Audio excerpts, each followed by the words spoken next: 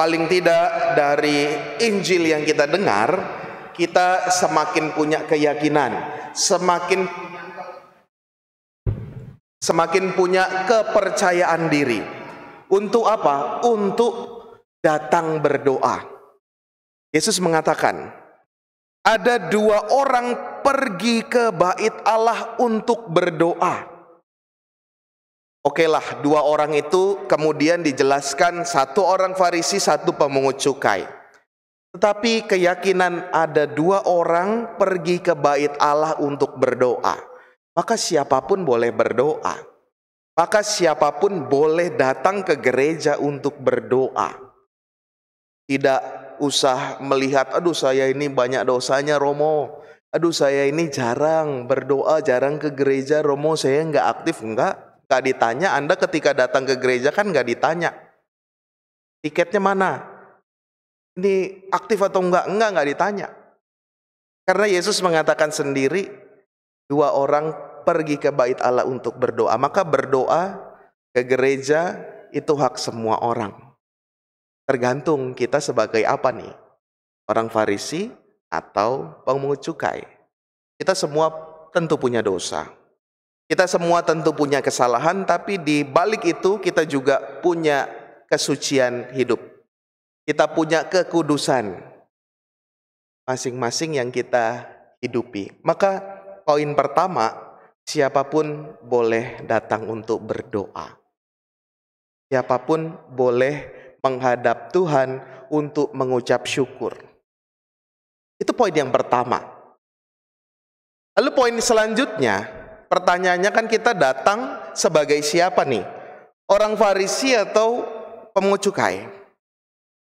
Paulus dalam bacaan kedua, itu yang senantiasa kita pakai atau tertulis di nisan-nisan. Aku telah mengakhiri pertandingan dengan baik. Paulus mengambil perumpamaan sebagai seorang olahragawan, sebagai seorang atlet mungkin. Ya, maka mengakhiri pertandingan dengan baik. Saudari-saudara, kadangkala kalau kita lihat ya, minggu ini kan lagi bulu tangkis ya. Karena sepak bola dihentikan sementara, baru nanti akhir November baru mulai lagi Liga 1. Bulu tangkis, lalu peringkat nomor 1 dunia ternyata kalah. Ya, kadangkala kita sering sebut, ini padahal di atas kertas menurut analisis berbagai data, wah ini pasti dia akan menang, lawannya biasa aja, lawannya mungkin peringkat keberapa. Tapi harus diingat itu hitam di atas putih, itu analisis. Tapi di lapangan, who knows, nggak ada yang tahu. Dan kadangkala yang hebat, yang luar biasa, yang menang terus nomor 1 dunia itu juga bisa kalah. Kenapa? Karena kadangkala kita sering sebut, wah ini pemain ini terlalu sombong, menganggap remeh lawannya sehingga dia nggak siap. Atau bahasa lainnya ya, yang sering saya sebut, orang ini terlalu jumawa. Wah, merasa di atas angin, merasa menang dengan mudah, maka kadangkala dia menjadi luput, menjadi kaget ketika menghadapi situasi yang lain. Karena sudah terlalu jumawa, sudah terlalu sombong. Dan itu juga yang dialami orang Farisi ini dalam hal doa. Kadangkala kita nggak sadar juga, doa-doa kita seperti orang Farisi ini. Doa kita bukan melihat kebaikan Allah, tapi justru membandingkan diri sendiri dengan situasi yang lain. Seperti orang Farisi ini, dia baru batin loh, dia belum berdoa. Karena dia dikatakan di sini, orang Farisi itu berdiri dan berdoa dalam hatinya. Berdiri dia masih jauh nih, baru dipikir-pikir, saya doa apa ya? Tapi ketika dia berpikir-pikir, dia batin, dia doa, ya Allah aku mengucap syukur kepadamu, oke. Karena aku tidak sama seperti orang lain. Mulai tuh, jatuh. Aku bukan perampok, aku bukan orang lalim. Berarti kan dia melakukan perbandingan. Selain melakukan perbandingan, dia juga menunjukkan apa yang sudah dia lakukan. Dia pamer nih kepada Allah nih. Aku berpuasa 2 minggu sekali, memberikan 1/10 dari segala penghasilanku. Itu baru dibatin aja, belum disampaikan. Tapi kadang-kala itu yang tadi, jumawa. sombong, sehingga kadangkala kita lengah. Kadangkala kita bisa jatuh juga dalam hal itu.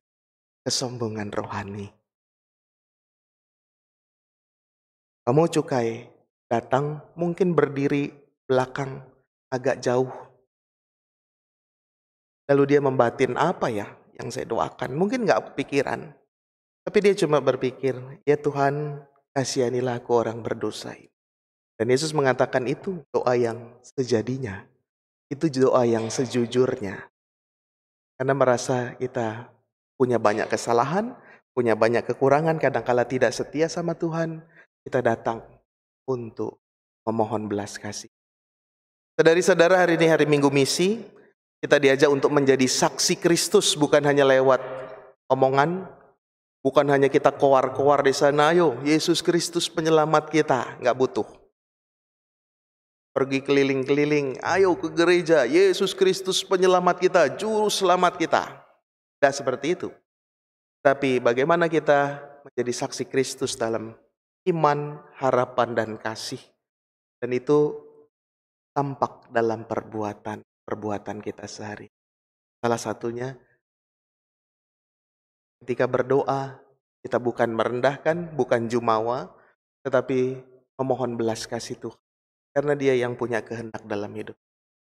Semoga kita dengan bantuan Roh Kudus, dipenuhi juga dengan Roh Kudus, kita mampu senantiasa melihat kebaikan Tuhan, melihat bahwa diri kita ini gak ada apa-apanya kalau gak bersama dengan Tuhan.